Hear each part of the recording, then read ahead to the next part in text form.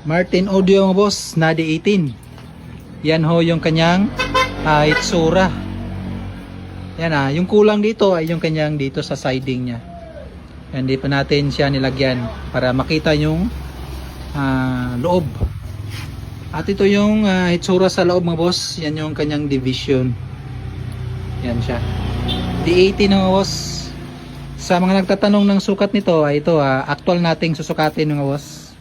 Unahin natin yung kanyang lapad. Ito yung lapad ng ating Martin Audio na D18. Bali, yan mga boss. Bali 21.5 siya mga boss. Pagkasama na yung siding niya dito. Yan, kulang pa kasi siya ng siding dito. Yung sukat niya ngayon ay 20 and 3/4, pero pag nalagyan na ng siding yan dyan ay magiging 21 and a half. Pag nalagyan na 20 and a half siya mga boss, yung kabuuan. Kung dito naman tayo sa loob magsusukat mga boss, yan, yung sa loob ay 20 inches. So yan, yung dito yung cutting ng speaker board niya ay 20 inches. So yan, 20 inches. Tapos yung kanyang height naman sa loob pa rin ay 20 inches pa rin yan. Yan, sa loob pa rin yung sukat. Kung sa labas naman kasama yung plywood, yan ay magiging 21 and a half siya yung kanyang height. Bali, yung sukat nito mga boss ay 21 and a half yung lapad, at yung kanyang height ay 21 and a half din yung height at lapad niya. Pati rin dito sa loob 20 inches, tapos 20 inches yung lapad. Yung haba naman niya mga boss, mula dito sa harap hanggang sa likod ay yan, 30 inches. So yan, 30 inches yung haba niya. Mahaba yung likuran niya mga boss. Tapos dito naman sa loob mga boss, ito yung kanyang division sa dito sa loob. Ito dito tayo sa gilid, yan ay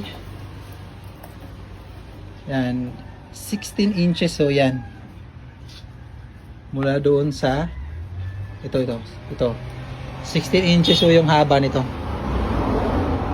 Tapos yung lapad naman nito ay 10 inches. Dito tayo sa loob magsusukat. Ayan, 10 inches. So yan, 10 inches. Ayan. Yung breather naman niya dito boss ay nag-cut ako dito ng 6 inches, tapos dito 6 inches naman, tapos kinating ko siya bawat side yan boss, yan, bawat side. Dali, ito yung kinating ko dito. Yan, ito yung mga kinating. Ito yung mga kinat ko. Bali dito kasi ito sa gilid. Yan, bali dyan yan sa breather nya. Bali 6 inches, tapos 6 inches na dito. Kaya yan yung naging forma nya. Tapos yung nandito sa likod naman mga boss, ito ay 8 inches. So yan, 8 inches. Yan yung kabuuang sukat natin mga boss. Dito pala sa taas mga boss, ito yan, meron siyang pa-curve o pabali. Bali, ako lang yung nag-design nito boss. Dito ay 4 inches yan. Yan, 4 inches. Bali, yung kinating ko dito ay 3/4. Tapos na ganyan na siya. 3/4 to yan. 3/4 yung kinating ko dito.